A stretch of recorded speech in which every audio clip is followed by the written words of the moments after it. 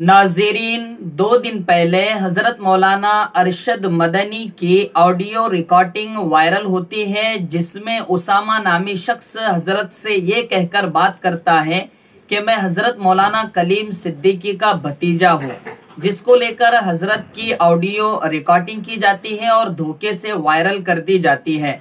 बाद में फिर पता चलता है कि वो रिकॉर्डिंग करने वाला शख्स उसामा फर्जी निकला। हजरत मौलाना कलीम सिद्दीकी का कोई भतीजा उसामा नामी नहीं है। नाऊज़ु बिल्लाहि मिन ज़ालिक। हजरत मौलाना अरशद मदनी की उस ऑडियो रिकॉर्डिंग को सुनकर बहुत से मुसलमान गलत फहमी का शिकार भी हुए थे और हजरत को लेकर ये समझ रहे थे, और एक बहुत बड़े कालम निगार ने लिख दिया कि बहुत बड़े आलिम हजरत मौलाना कलीम सिद्दीकी पर ही इल्जाम थोपने लगे और गालिबन उनका इशारा हजरत की कॉल रिकॉर्डिंग ही की तरफ था। लेकिन नाज़रीन, हजरत को बदनाम करने की साजिश थी, अब साफ तौर पर पता चल चुका है। और वो कैसे?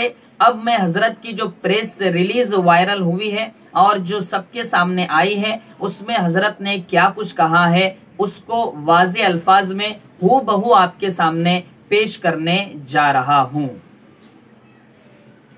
नई दिल्ली, 23 सितंबर 2021। मौलाना कलीम सिद्दीकी की यूपी एटीएस की जानिब से गिरफ्तारी की खबर मुल्क के तमाम इंसाफ पसंद शहरियों के लिए बाइसे तशवीश है।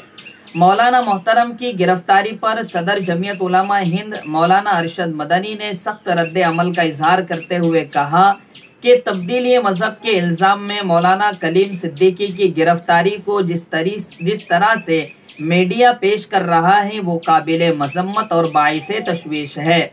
अक़लियतों और ख़ासकर मुसलमानों के मामले में मीडिया का जज बन जाना और उन्हें मुजरिम बनाकर पेश करना मीडिया की जर्नलिज्म के पेशे के साथ बददियानती है। मीडिया के ट्रायल से पूरी दुनिया में भारत की छवि खराब होती है। नीज इंसाफ की जिद्दोजहद करने वालों पर अरसे हयात तंग हो जाता है। मौलाना मोहतरम पर गैर कानूनी तरीके से तब्दीली मजहब कराने, गैर ममालिक से फंडिंग जैसे कई संगीन इल्जामात के तहत गिरफ्तार किया गया है।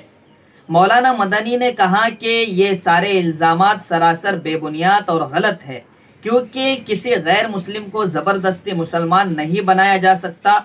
अकीदा जानने का नहीं बल्कि मानने का नाम है।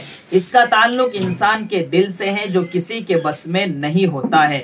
रही बात फंडिंग की, तो मौलाना कलीम सिद्दीकी हरियाणा और पंजाब के उन मुख्तलिफ इलाकों में जहां मुसलमान बहुत कम हैं और दीन से बिल्कुल नावाकिफ हैं और अपने आप को सिर्फ मुसलमान समझते हैं, उन जैसे लोगों को दीन इस्लाम सिखलाने के लिए मदारिस कायम करते हैं। वहाँ वो उन्हीं मदारिस पर पैसा खर्च करते हैं, न कि गैर मुस्लिमों को मुसलमान बनाने के लिए। और अगर ज़बरदस्ती लालच देकर मुसलमान बनाया जा सकता था तो खलीज और ख़ासकर सऊदी अरब में 50 लाख गैर मुस्लिम काम कर रहे हैं, उनको पैसा मुसलमान बना दिया जाता। लेकिन ऐसा नहीं है, क्योंकि इस्लाम जानने का नहीं बल्कि दिल से मानने का नाम है।